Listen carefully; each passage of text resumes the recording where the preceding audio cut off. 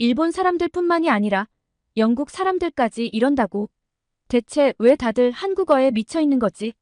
여기 영국의 언어학 심포지엄에서 그대로 굳어버린 도쿄대 교수가 있습니다. 일본을 휩쓴 한국어의 인기는 어린아이들 위주의 유행이라며 위안을 삼았는데 영국에 도착하자마자 자신이 몰랐던 현실을 깨닫고 엄청난 충격을 받았다고 하는데요. 영국에서 대체 어떤 일이 있었길래 이렇게 놀라고 있을까요? 오늘의 사연 시작합니다. 안녕하세요. 저는 나카무라 유키라고 합니다. 도쿄대학교 언어문학과에서 일본어학을 담당하고 있죠. 처음에 임용되고 자부심이 정말 가득했지만 요새는 이 자부심에 금이 쩍쩍 가고 있습니다. 저도 그렇게 많은 나이는 아닌데요. 솔직히 말하면 요새 젊은 애들 정말 마음에 안 듭니다. 다들 왜 이러는 건가 싶어요. 제가 왜 이렇게 세게 이야기하냐면 학생들에게 현대 일본어의 변화 양상이라는 주제로 발표 과제를 내주곤 하거든요. 그런데 요새는 예전과 달리 학생들의 발표 내용이 점점 이상해지고 있습니다. 작년에 있었던 타나카군의 발표만 해도 그래요. 참 똑똑한 학생이라 기대가 컸는데 선정한 주제부터 당황스럽더라고요. 안녕하세요, 여러분. 오늘 제가 발표할 주제는 한일 믹서의 유행과 그 영향입니다. 웬 한일 믹서? 언젠가부터 이 수업에서 한국어 언급이 많아졌는데 아예 주제를 한일 믹서로 잡다니 미간이 절로 찌푸려지더군요. 그런데 주제를 말한 순간부터 학생들의 눈빛이 달라지는 걸 보고 당황했습니다. 다들 흥미롭다는 듯이 타나카 군을 주목하고 있었죠. 타나카 군은 계속해서 발표를 이어갔습니다. 요즘 우리 또래들 사이에서 한국어와 일본어를 섞어 쓰는 게 유행이잖아요. 이걸 한일 믹서라고 하는데 생각보다 꽤 체계적으로 만들어진답니다. 제가 이걸 언어학적 관점에서 한번 분석해보려고 합니다. 그러더니 타나카 군이 칠판에 몇 가지 예시를 적었어요. 알겠다를 아라소데스라고 하는 것처럼 한국어 단어에 일본어 어미를 붙이는 경우가 가장 흔해요. 그리고 귀엽다를 뜻하는 한국어와 일본어를 합쳐서 키오이라는 새로운 단어를 만들기도 하죠. 학생들이 웃으면서 고개를 끄덕이는 게 보였어요. 특히 앞줄에 앉은 사토군의 반응이 인상적이었죠. 그의 눈이 반짝이더니 옆자리의 친구들에게 몸을 기울이며 속삭였어요. 야, 나도 그거 쓰는데. 아라소데스 완전 내 입버릇이야. 주변 학생들도 키득거리며 대답했어요. 맞아, 나도 맨날 쓰지. 근데 마지 대박은 어때? 이것도 자주 쓰던데. 이런 반응을 보고 타나카 군이 학생들에게 질문을 던지더라고요. 여러분, 혹시 이런 표현들을 실제로 많이 사용하고 계신가요? 그 질문에 교실이 갑자기 활기를 띠었어요. 여기저기서 손이 올라가고 목소리가 들려왔죠. 야마모토 군이 먼저 대답했어요. 네, 선생님. 저는 요즘 오빠라고 불리는 게 좋더라고요. 한국 드라마에서 봤는데 뭔가 멋있잖아요.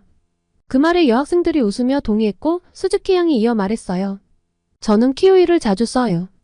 귀엽다는 뜻인데 일본어랑 한국어가 섞인 거라 더 재미있어요. 교실 뒤쪽에서 나카무라 군이 손을 들었어요. 선생님, 저는 친구들이랑 카톡할 때 한글로 이름을 쓰는데 그게 더 쿨해 보여서 좋아요. 미야자키 양도 거들었죠. 맞아요. 저도 인스타 계정 이름을 한글로 바꿨어요. 팔로워가 훨씬 많이 늘었다니까요. 이런 이야기들을 들으니 한일 믹서가 단순한 유행을 넘어 학생들의 일상에 깊숙이 파고들어 있다는 걸 실감했어요. 그들에게 이건 새로운 자기 표현 방식이자 또래 문화의 중요한 일부분이 된 것 같았죠. 친구들의 호응이 좋으니 타나카 군이 굉장히 신나 보였습니다.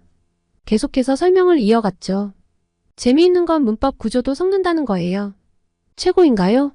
를 최고가요? 라고 하는 식이죠. 심지어 위험해라는 뜻의 일본어에 한국어 인대를 붙여서 야바인데? 라고 말하기도 해요. 그 순간 교실에서 웃음소리가 터져나왔어요. 학생들이 모두 공감하며 웃는 모습이었습니다. 그 교실에서 유일하게 저만 소외되어 있었어요. 타나카 군이 마지막으로 말했습니다. 이런 현상이 단순한 유행을 넘어서 우리 언어 생활에 큰 영향을 미치고 있어요. 심지어 초등학생들 사이에서는 한글로 이름을 쓴 명찰을 다는 게 유행이래요. 어쩌면 이런 한일 믹서가 나중에는 정식 언어로 인정받아 사전에 등재될 수도 있지 않을까요? 발표가 끝나자 교실은 술렁이기 시작했어요. 학생들은 서로 한일 믹서를 사용하며 대화를 나누기 시작했고 어떤 학생들은 자기가 한국 여행 다녀온 이야기를 하기 시작했죠. 저는 그 광경을 보면서 할 말을 잃었어요. 저는 이 한국어 유행이 정말 어린 10대 위주의 유행이라고 생각했거든요. 유행을 쫓아가려는 일부 10대요. 그런데 이렇게 젊은 층에게 보편적으로 퍼져 있다니 어떻게 받아들여야 할지 모르더군요. 이게 단순한 유행이 아니라 우리 언어의 정체성을 위협하는 것이라고 생각이 되었습니다. 결국 제가 입을 열었습니다. 여러분, 잠깐만요. 정말 이런 표현들을 일상적으로 쓰나요? 학생들이 일제히 고개를 끄덕였어요. 한 학생이 대답했습니다. 네, 교수님. 저희 친구들 사이에서는 이게 일상이에요. 가끔은 부모님들도 쓰시는데요. 한국 문화가 너무 멋있어서 자연스럽게 쓰게 돼요. 역시 한국의 것은 쿨하다 이런 인상을 주니까요. 쉬는 시간이 끝나고 다시 수업을 시작하면서 저는 학생들에게 물었어요. 여러분, 방금 전 타나카 군의 발표에 대해 어떻게 생각하나요? 한일 믹서가 우리 언어에 미치는 영향에 대해 각자의 의견을 들어보고 싶어요. 학생들은 적극적으로 자신의 생각을 말하기 시작했습니다. 대부분 긍정적인 반응이더군요. 우리가 영어를 쓰는 거나 한국어를 쓰는 거나 별 차이가 없다고 하는 거예요. 그럼 한국에 가본 적 있는 사람? 손 들어볼까요? 놀랍게도 반 이상의 학생들이 손을 들었어요. 한 학생이 신나서 말했습니다. 저는 작년에 한국 여행 다녀왔는데 정말 좋았어요. 거기서 배운 한국어랑 우리말을 섞었으니까 더 재미있더라고요. 다른 학생들도 너도 나도 한국 여행 이야기를 하기 시작했습니다. 아직 못 가본 학생들은 저도 꼭 가보고 싶어요. 라며 눈을 반짝였고요. 마지막으로 제가 물었습니다. 그럼 여러분, 우리 고유의 언어와 문화에 대해서는 어떻게 생각해요? 이렇게 외국 문화와 언어가 섞이는 게 좋다고 생각하나요? 잠시 침묵이 흐르더니 한 학생이 조심스럽게 대답했어요. 선생님, 저희가 한국어를 섞어 쓴다고 해서 우리 문화를 잊는 건 아니에요.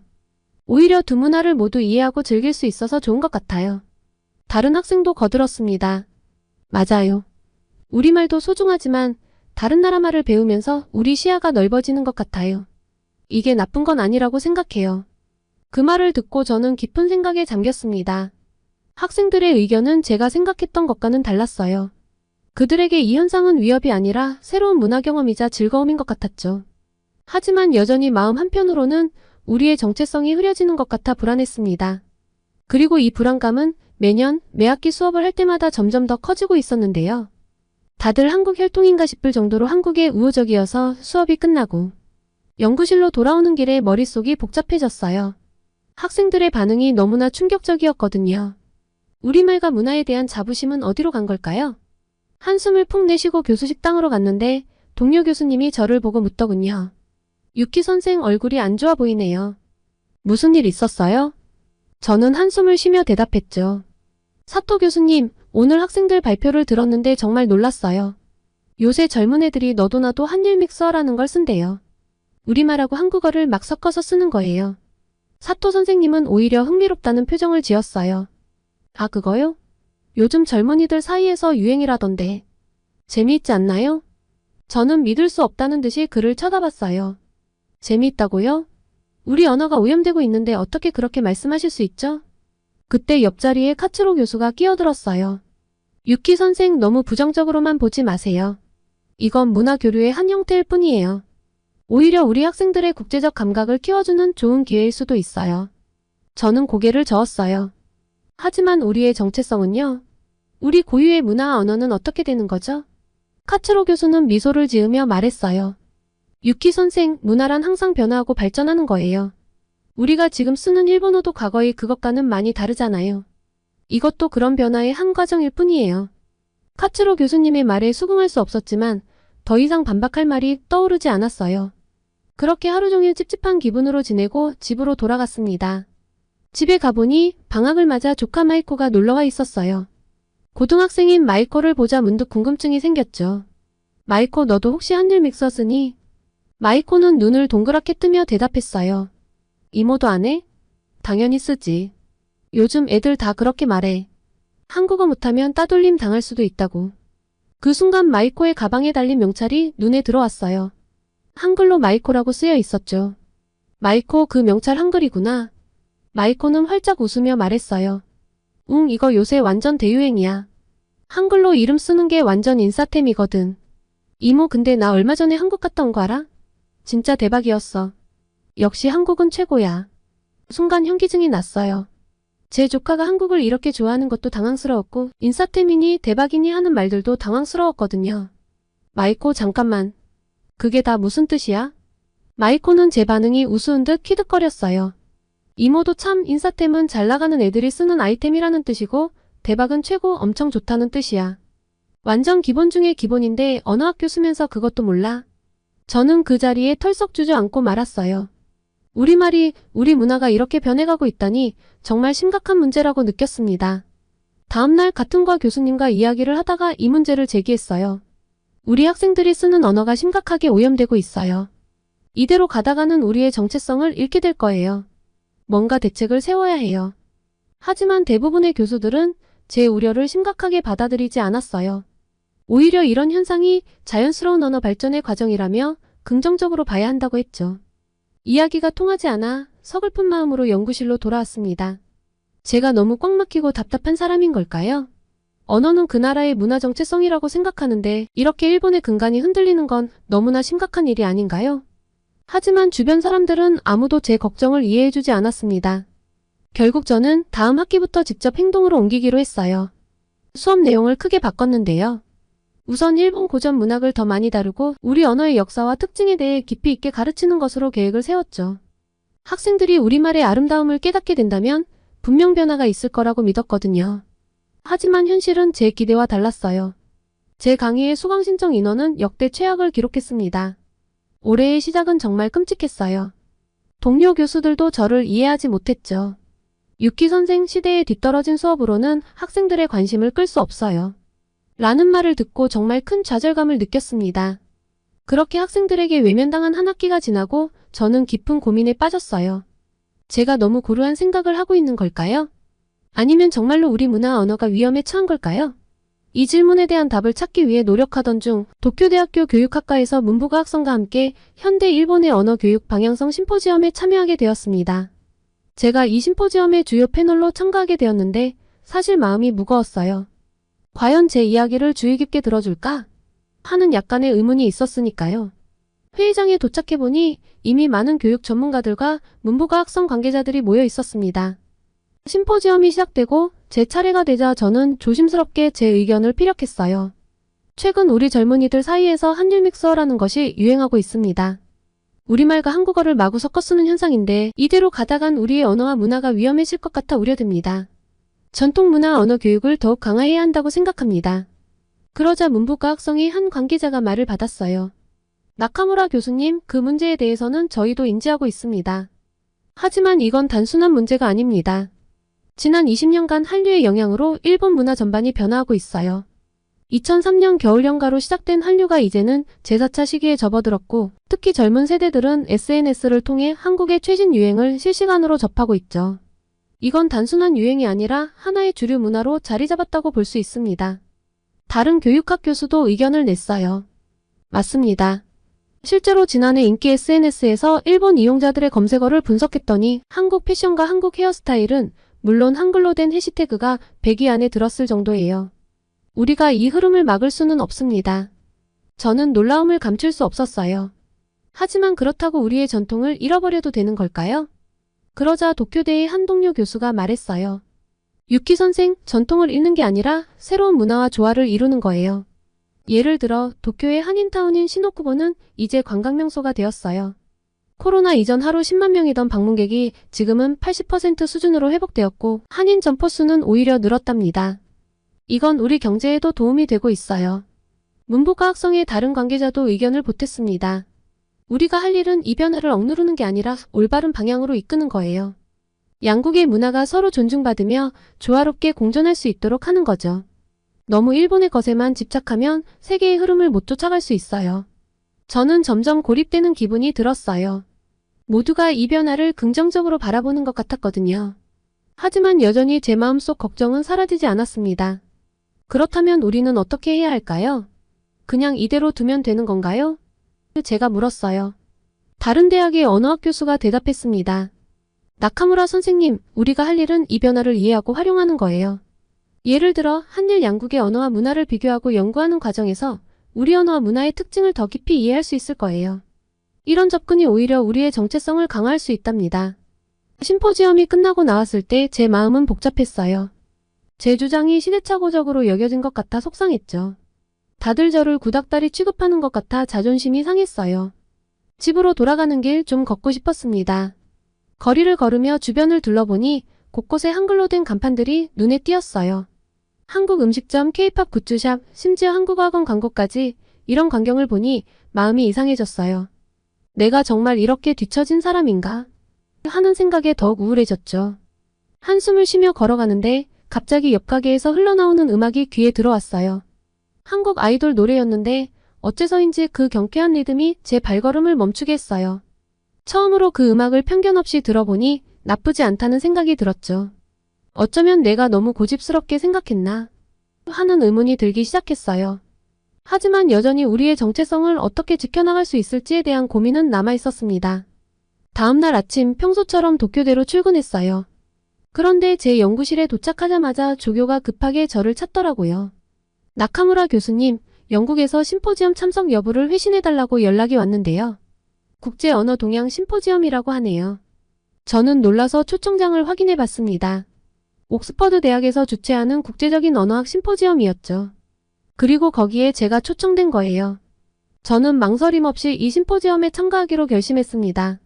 어쩌면 이 기회를 통해 더 넓은 시각을 얻고 우리의 언어와 문화를 지키면서도 세계의 흐름에 발맞출 수 있는 방법을 찾을 수 있지 않을까 싶었거든요.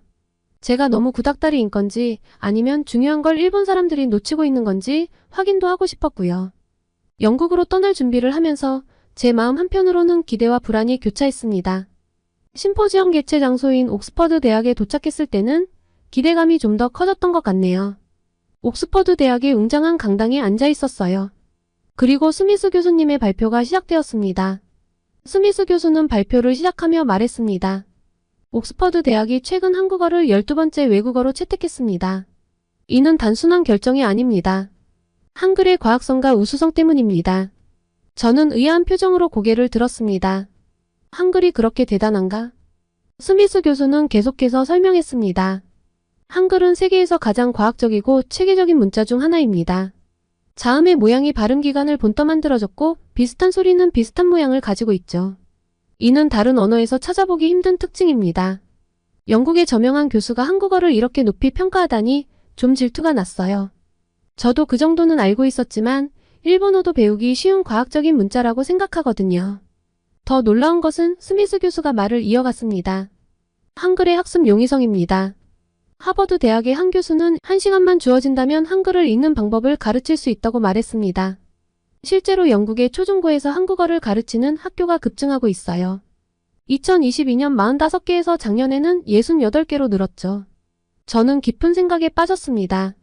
우리 일본에서는 한글 사용을 우려하는데 여기서는 오히려 장려하고 있다니. 대체 왜 이렇게 하는 거지? 스미스 교수는 계속해서 한글의 역사적 중요성에 대해 설명했습니다. 한글 덕분에 한국의 문맹률이 극적으로 감소했습니다. 광복 직후 78%였던 문맹률이 현재는 1% 이내로 떨어졌죠. 유네스코에서도 이를 크게 평가해 세종대 왕상을 제정했습니다. 그의 말에 청중들 사이에서 놀라움의 탄성이 흘러나왔습니다. 스미스 교수는 이어 말했습니다. 이런 급격한 변화는 한글의 과학성과 접근성 덕분입니다. 반면 중국어의 경우를 보면 상황이 많이 다릅니다. 중국어는 3만에서 5만 자의 한자를 사용하는데 이는 학습에 큰 장벽이 됩니다. 스미스 교수는 프로젝터로 중국어 학습의 어려움을 보여주는 도표를 띄웠습니다. 중국 정부도 이 문제를 인식하고 1960년대에 3,500자의 상용 한자를 지정했습니다. 하지만 이마저도 많다고 판단해 다시 1,800자로 줄였죠. 그럼에도 불구하고 컴퓨터 시대가 오면서 새로운 문제가 발생했습니다. 그는 잠시 물을 마시고 계속했습니다. 중국어를 컴퓨터에 입력하려면 핑인이라는 로마자 표기법을 사용해야 합니다. 즉 한자도 알아야 하고 그 한자의 영어 발음도 알아야 하는 거죠. 게다가 중국어의 성조 시스템과 수많은 방언까지 고려하면 언어학습의 복잡성은 더욱 증가합니다. 저는 이 설명을 들으며 우리 일본어의 상황과 비교하고 있었습니다. 우리도 한자를 사용하지만 한글만큼은 아니어도 히라가나와 카타카나 덕분에 상대적으로 학습이 쉬운 편이라는 생각이 들었죠. 스미스 교수는 결론을 내렸습니다. 이런 이유로 현대사회, 특히 IT 시대에서 한글의 효율성이 더욱 부각되고 있습니다. 실제로 한국인, 일본인, 중국인의 메시지 입력 속도를 비교하면 한국인이 가장 빠르다는 결과도 있습니다. 이 말을 들으며 저는 언어의 효율성과 접근성이 한 국가의 발전에 얼마나 큰 영향을 미칠 수 있는지 새삼 깨달았습니다. 동시에 우리 일본어 교육 시스템에 대해서도 다시 한번 생각해 볼 필요가 있겠다는 생각이 들었죠. 이렇게 모든 정보를 듣고 있자니 제 마음속에 복잡한 감정이 일었습니다. 한편으로는 놀라움과 경외심을, 다른 한편으로는 부끄러움을 느꼈죠. 얼마나 편협한 시각으로 한국어를 바라보고 있었는지 깨달았기 때문입니다. 스미스 교수의 마지막 말이 제 마음을 흔들어 놓았습니다. 영국에도 한국어가 엄청나게 침투했는데요. 우리는 보다 열린 시각으로 바라볼 필요가 있다고 생각합니다. 언어는 이제 한 나라의 것이 아닙니다. 전 세계 사람들이 함께 즐기고 사용하는 문화의 일부입니다. 우리는 이런 변화를 두려워하지 말고 오히려 이를 통해 서로의 문화를 이해하고 소통하는 기회로 삼아야 합니다. 그래서 저희 옥스퍼드 대학교의 랭귀지 센터도 한국어를 채택했죠. 그 순간 제 마음속에 새로운 시각이 열렸습니다. 어쩌면 우리가 걱정하는 것처럼 일본의 정체성이 위협받는 게 아니라 오히려 세계와 소통할 수 있는 새로운 기회를 맞이하고 있는 건 아닐까요? 스미스 교수님과 조금 더 이야기를 해보고 싶었습니다. 스미스 교수의 발표가 끝난 후 저는 그에게 다가가 더 자세한 이야기를 나누고 싶다고 말했습니다. 아주 흔쾌히 좋다고 하더군요. 우리는 회의장 근처의 카페로 자리를 옮겼습니다. 스미스 교수님, 옥스퍼드 대학에서 한국어를 채택한 구체적인 과정이 궁금합니다. 스미스 교수는 미소를 지으며 대답했습니다. 우리 옥스퍼드 대학 랭귀지 센터의 12번째 외국어로 한국어가 선정되었다고 했잖아요. 이 센터는 매년 수천 명의 학생, 교직원, 일반인들이 외국어를 배우는 곳입니다. 여기서 한국어를 가르쳐달라는 수요가 정말 많았어요. 그렇군요. 기존에는 어떤 언어들을 가르쳤나요? 주로 프랑스어, 독일어, 스페인어 등 유럽권 언어 8개와 일본어, 중국어, 아랍어였죠. 한국어는 올해 10월부터 시작할 예정입니다. 저는 궁금증을 참지 못하고 물었습니다. 왜 하필 한국어였을까요? 흥미로운 질문이에요. 스미스 교수가 답했습니다. 우리 아시아 중동학과의 조지은 교수가 이 프로젝트를 주도하고 있는데 그녀의 말에 따르면 한국어는 순수하게 영국 젊은 세대의 수요 때문에 채택되었다고 해요. 이는 매우 이례적인 일이죠. 젊은 세대의 수요라 단순히 아이돌이나 드라마 때문은 아닌가요? 스미스 교수는 고개를 저었습니다. 그 이상이에요. 사실 영국의 MZ세대에게 한국어는 일종의 판타지 언어가 되고 있답니다. 세련되고 쿨한 이미지의 언어로 인식되고 있어요. 저는 깊은 생각에 빠졌습니다. 일본이나 영국이나 한국이 쿨한 이미지로 인식되고 있는 건 똑같잖아요. 스미스 교수는 계속해서 설명했습니다. 덕분에 학부형들의 수요가 많아 영국의 초중고에서 한국어를 가르치는 학교가 급증하고 있는데요. 2022년 45개에서 작년에는 68개로 늘고 있고 영국 교육부에서도 이 현상에 큰 관심을 보이며 한국어 학습을 장려하고 있답니다. 와, 정말 놀라운데요. 한국어를 이렇게 보편적으로 많이 배우고 있다니 신기하기도 하고요. 그렇죠. 스미스 교수가 동의했습니다. 옥스퍼드 대학교에서는 지금 안녕 코리안이라는 7권짜리 교재를 만들고 있어요. 한국어는 이제 한국만의 것이 아니다라는 전제로 쓰고 있죠. 2021년에는 K-팝을 주제로 한 트윗이 전 세계적으로 78억 개에 달했어요. 사람들은 대박 먹방 같은 단어를 자기들 언어와 조합해 쓰면서 즐깁니다. 한류 팬들끼리 가상의 K-세계관을 만들었고 한국어가 그들의 놀이 도구가 된 거죠. 그래서 이런 단어들 중심으로 교육을 할 예정입니다. 이 모든 이야기를 들으면서 저는 제가 얼마나 좁은 시각으로 언어와 문화를 바라보고 있었는지 깨달았습니다. 제가 좀 편협했던 것 같았어요. 스미스 교수의 마지막 말이 제 마음을 더욱 흔들어 놓았습니다. 나카무라 교수님, 한류가 시들해져도 한국어는 남을 거예요. 70년대, 80년대의 일본 만화 붐처럼요. 지금 한국어를 배우는 MZ세대들이 쌓은 문화적 유산은 오래 남을 겁니다. 언어학자라면 한국어를 연구하고 고민해볼 타이밍이에요. 심포지엄이 끝난 후 저는 다른 교수들과 함께 저녁 식사를 하게 되었는데요. 여기서도 한국어가 화제였습니다. 테이블에 앉아 독일에서 온 밀러 교수가 말을 꺼냈습니다. 나카무라 교수, 이번 발표들 어떻게 보셨나요? 특히 한글에 대한 내용이 인상적이었어요. 저는 솔직히 답했습니다. 사실 많이 놀랐어요. 한국어에 대해 이렇게 깊이 있게 생각해 본 적이 없거든요. 밀러 교수는 눈을 반짝이며 말했습니다. 오, 유감이네요.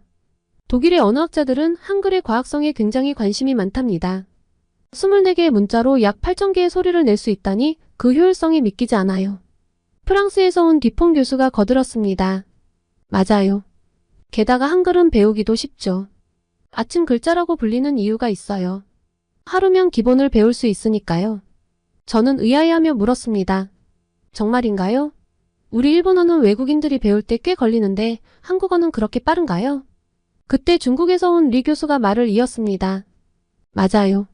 사실 우리 중국어나 일본어로 컴퓨터 자판을 치는 것과 한글로 치는 것의 속도 차이가 7배나 난다는 연구 결과를 봤어요.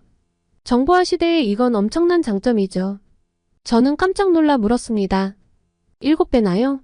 어떻게 그런 차이가 날 수 있죠? 리 교수는 설명을 이어갔습니다. 우리 중국어의 경우 한자를 입력하려면 먼저 발음을 영어로 입력하고 그 중에서 원하는 한자를 선택해야 해요.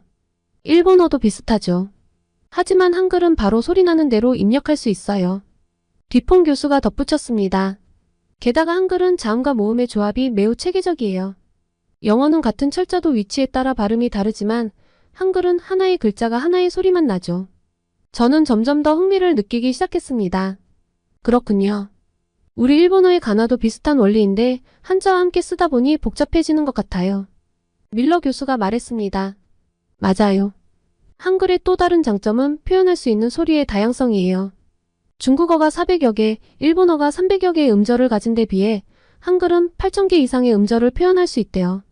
그래서 저는 요새 한국어를 연구하는 재미에 푹 빠져 있답니다. 이 모든 이야기를 들으면서 제가 얼마나 좁은 시각으로 언어를 바라보고 있었는지 깨달았어요. 한글은 단순히 다른 나라의 문자가 아니라 정말 뛰어난 과학적 체계를 가진 언어였던 거예요. 옥스퍼드에서의 심포지엄이 끝나고 일본으로 돌아오는 비행기 안에서 저는 깊은 생각에 잠겼어요. 영국에서의 경험은 제 시각을 완전히 바꿔놓았거든요. 특히 한국어의 저력과 과학성, 그리고 그것이 어떻게 세계화되고 있는지를 직접 목격한 것은 정말 충격적이었습니다. 도쿄에 도착했을 때 저는 이미 머릿속으로 새로운 계획을 세우고 있었어요. 제 수업 방식을 혁신적으로 바꿔야겠다고 결심했거든요. 더 이상 단순히 전통적인 일본어만을 고집할 게 아니라 현대의 언어 트렌드를 수용하면서도 일본어의 가치를 재조명하는 새로운 교육 방식이 필요하다고 생각했습니다. 다음 날 출근하자마자 저는 학과장님을 찾아갔어요. 학과장님, 제가 새로운 강의를 개설하고 싶습니다. 현대 일본어와 글로벌 언어 트렌드라는 제목으로요. 학과장님은 의아한 표정을 지으셨어요. 유키 선생, 당신이 그런 제안을 하다니 놀랍네요. 어떤 내용인가요? 저는 설명을 이어갔습니다.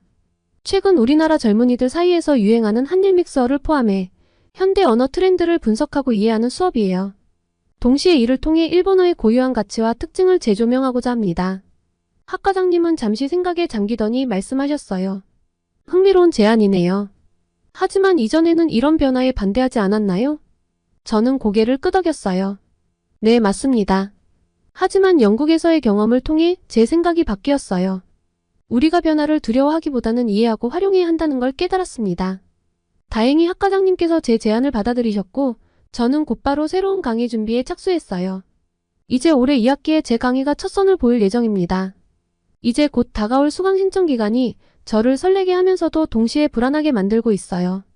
새로운 수업 방식이 학생들에게 어떻게 받아들여질지, 과연 많은 학생들이 관심을 가질지 정말 궁금합니다. 그런데 잘 될 것 같아요. 우리 조교 친구와 이야기를 나눠봤는데 아주 긍정적인 이야기를 전하더라고요. 선생님, 이번 수업에 대해 학생들 사이에서 꽤 화제가 되고 있어요. SNS에서 이 수업에 대한 글을 몇 개 봤는데 반응이 꽤 있던데요. 그래? 어떤 반응들이었어? 제가 궁금해서 물었습니다. 다들 흥미롭다고 해요. 특히 한국어와 관련해서 깊게 파고드는 것들이 흥미롭다고 하더라고요. 한 번도 제 수업이 SNS에서 언급된 적이 없어 조금 당황스럽긴 했는데요. 조교의 말을 들으니 약간 기대가 되었어요. 최소한 학생들 사이에서 관심을 받고 있다는 것은 긍정적인 신호 아닐까요? 선생님, 제 생각에는 걱정하지 않으셔도 될 것 같아요. 조교가 덧붙였습니다. 요즘 학생들은 새로운 것에 대한 호기심이 많거든요. 이런 혁신적인 수업이 인기 있을 거예요.